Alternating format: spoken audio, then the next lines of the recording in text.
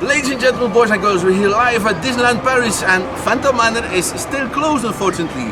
It will reopen, like Disney said to us, early 2019. That can be January, February, March. We hope for January, but you never know.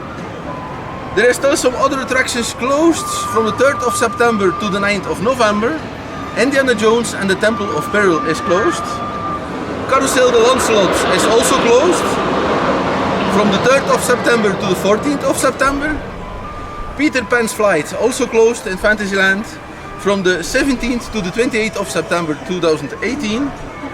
Le Pays de Contes de Fées is also closed from the 1st of October to the 5th of October. And Ratatouille l'Aventure totalement toqué, or Ratatouille the Adventure, will also be closed, but not for 7 months, for 2 weeks. And it will be closed the 2nd of October until the 12th of October. So we hope to see you soon at Disneyland Paris and at Phantom Manor.